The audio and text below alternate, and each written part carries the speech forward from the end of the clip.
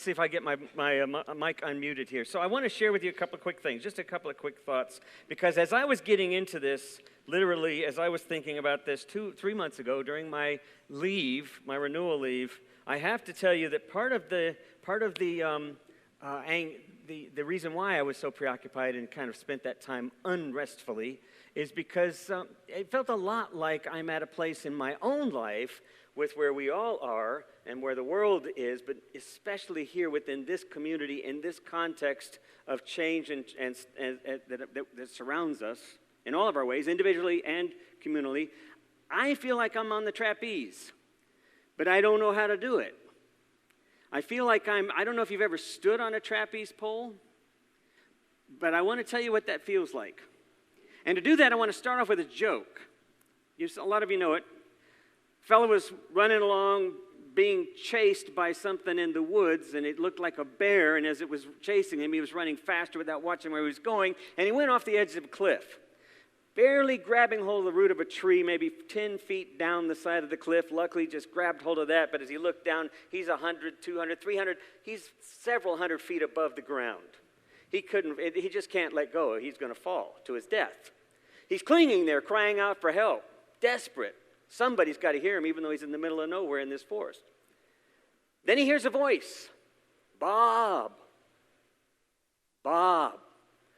let go of the root. And so the guy's name's Bobby. He looks up, he says, who is that? What do you mean let go of the root? Who is up there? It's the Lord. It's God. Trust me, Bob, let go. No, wait a minute. Wait.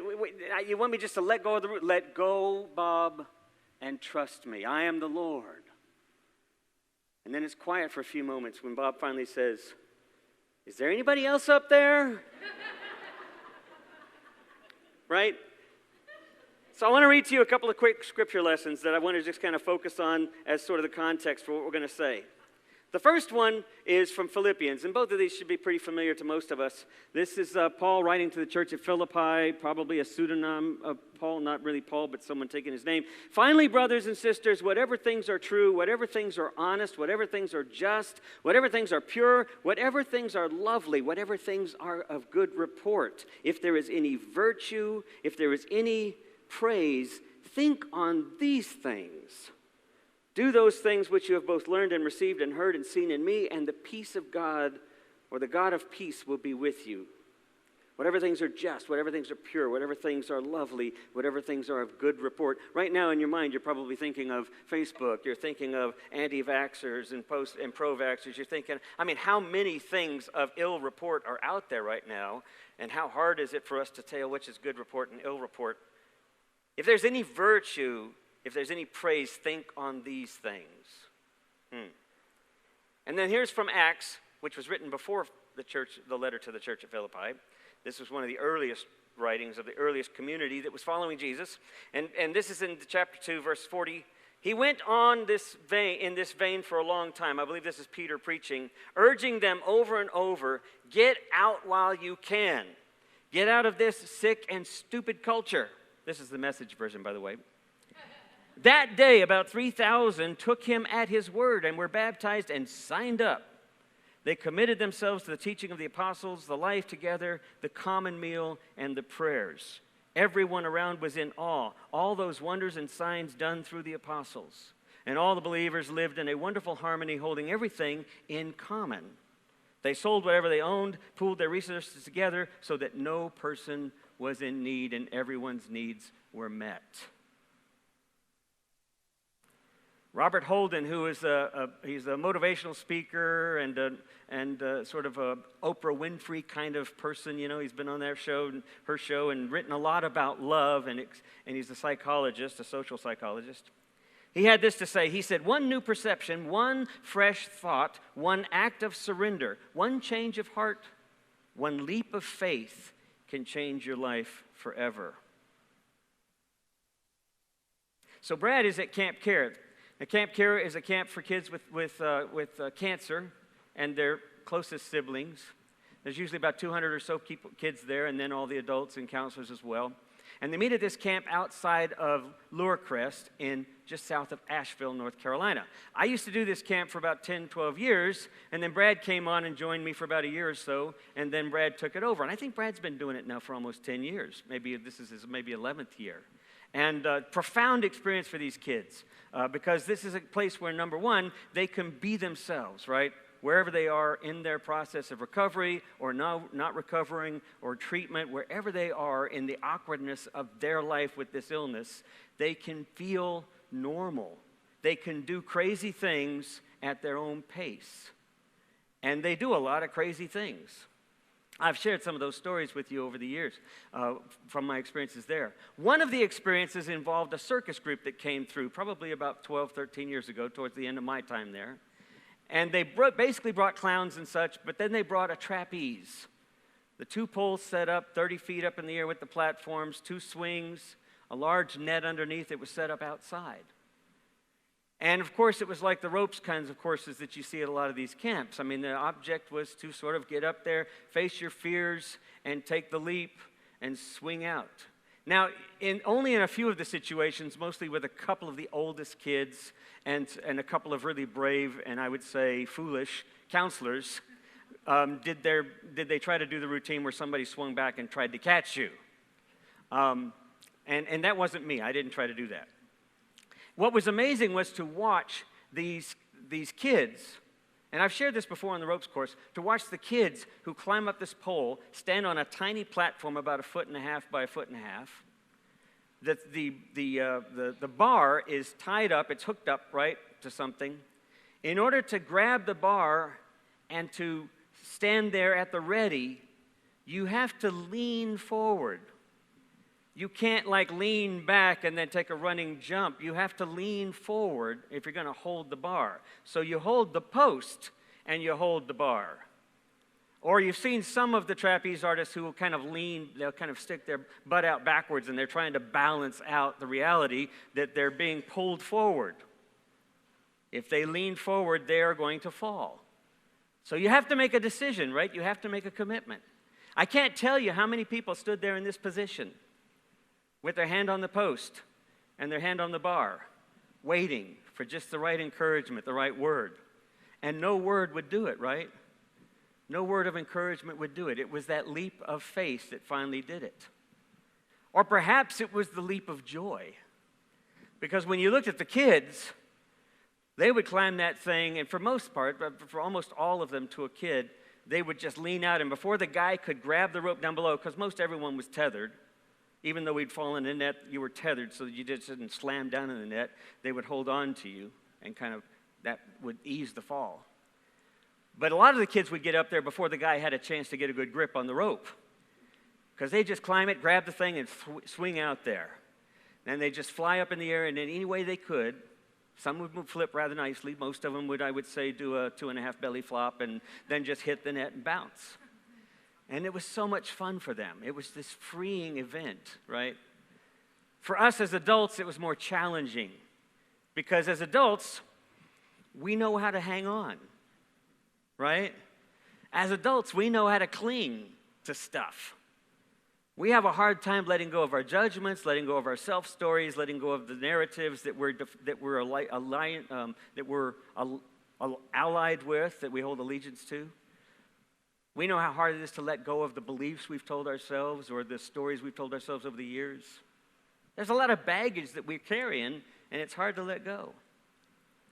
I've seen some adults literally that would just turn around and climb back down. Couldn't even just jump off the thing and just land in the net. At first, I have to admit I was one of them. I leaned out and I was surprised. Nobody said, by the way, when you get up there and you grab the bar, you better have already made your decision. Because once you grab the bar, you're going. So they didn't tell me that the first time. So that when I went up there and I grabbed the bar, I fell. And I hit the net. And then I realized, oh, there's a net here. That's okay, there's a net. I bounced, got up, got back in line. The next time I held onto the post, and it took me 10 minutes to let go. Because at that point, the decision is, do I go out? Do I swing on out there, or do I just drop? That's the challenge. To me, that was the perfect metaphor for the way our lives are. In so many moments of our lives, we have these opportunities to cling to the post, or just stumble by accident, or make the wholehearted decision to leap out into life, to leap out into the moment, to leap into the conversation that seems awkward, to leap into the moment that I'm angry about with a sense of openness.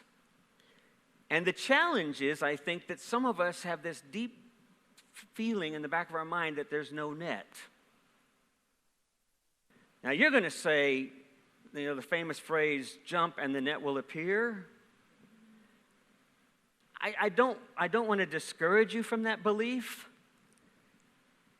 but I want to encourage you to stop thinking in terms of there is no net. Because the very ground of our being is what we have our life in. It's what we live and move, as Paul said in the book of Acts. It's what we live and move and have our being, is this ground of reality. Call it God, call it life, call it a great mystery beyond what we can really put our hands around. But anytime you've ever leapt out into the unknown, and if you're thinking about it, you could probably think of once or twice, you know somehow you've managed to move on, to move through it. We are somehow held up in the life that we commit to. And that's where I think the challenge for us is to realize that we all, as a community, are the net into which we fall. Shall I say that again? We are all a part of the net. We are the net into which we fall. For us to leap forward is no more than to simply claim we are a part of this great possibility of the redemptive moments that are always around us, that every opportunity provides. But what's required is the passion to do the leaping. That's the hard part, is to do the leaping.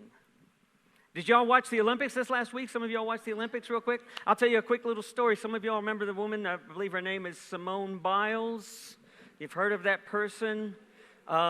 Did you know who won silver? Who took silver and stood in for her? Anybody raise your hand? You know who that was? Won it in the vault exercise? Yeah. I mean, so Simone Biles, you all know what happened. Earlier in the week, she stepped out from the competition. She had something called the twisties. I don't know if you saw that part of it where she said she had the twisties, and it's kind of a mental thing. And in reality, what she discovered, what every gymnast discovered, is what most of us experience every day in our lives, which is there are a lot of times we don't know what's up or down. A lot of times we feel like our lives are in turmoil and flipping around. We're not sure we're going to land on our feet. We're not sure we're going to be able to succeed or accomplish the next thing in the right way. We're always anxious about what's the next step. Simone Biles experienced that after years and years and hours and hours and hours of practice. As she was doing her routines, she suddenly had this sense in midair she wasn't sure where was what. And it's dangerous, of course, to participate in that way. So she stepped out, and all the gymnasts were completely understanding and supportive, and the athletic community completely understands and supportive. And of course, those of us who are on the outside and don't really realize the confusion we live in from day to day, we're complaining. But the reality is, it can get pretty disoriented and dangerous. So someone steps up, the alternate. Nobody knows who the alternate is. She went to the Olympics thinking, I'm going to be here. How exciting, I get to be here. She wasn't expecting to step up into the competition in place of Simone Biles for the team and then to have to do the vault. And when she did it, Michaela Skinner won silver. Did she expect to win silver? I mean, isn't it interesting? What in the world gave her the gumption to even go forward into this process where she figured she wouldn't actually compete at all? What gives any of us the gumption to presume that we have a part in the life around us? Passion. Passion for life. A recognition that we are all part of the net into which we all fall, and when we put ourselves out there in that way, we begin to experience it as well. But it is a leap. It is a definite leap. I used to say one reason why I think a lot of you all should be here is because a lot of the others of you should be here. And if half of you didn't show up, then the other half might decide, I don't know if I should show up. That and the fact that you don't know that much and you need to learn as much as you can. Okay, I'm sorry. That was last week, if you were here last week. But we leap into this net because we know that we are a part of the very ground of our own being. That we are, in fact, this very substance of community that exists for each other.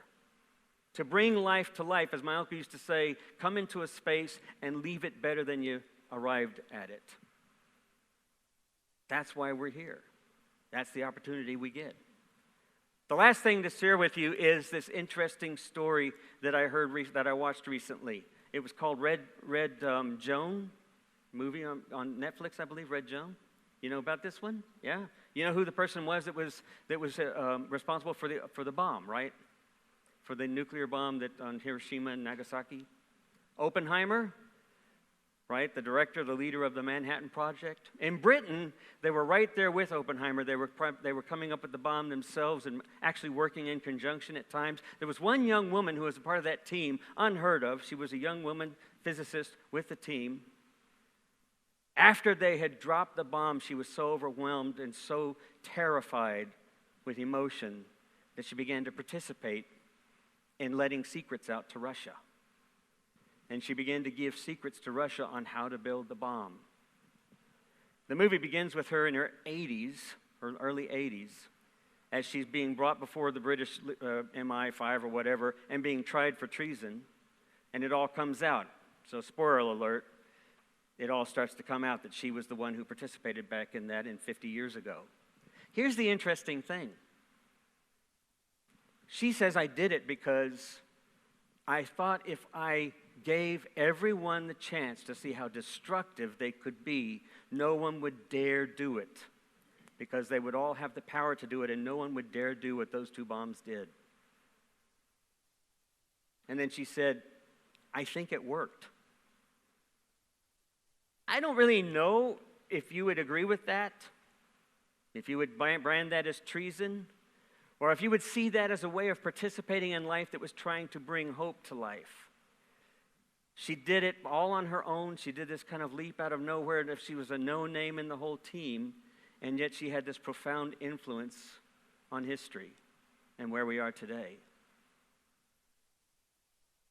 What we have, I think, as a community, the opportunity to do, which I hope you will step into, is this possibility of leaping into the future with a sense of both a vision that there's something more to participate in, and with the realization that you are the net everybody else is going to fall into as well, that we're all a part of that net. Paul says, the way he puts it is he says, think about these things. Those things which have virtue, those things which have good report, those things which are pure and lovely, those things which are of praise and justice. Think on those things and what happens to our community. But we begin to see how wide this net can be. And that we all bring one another home. We all are taking each other to this place of shalom, of peace, and of wholeness. Amen.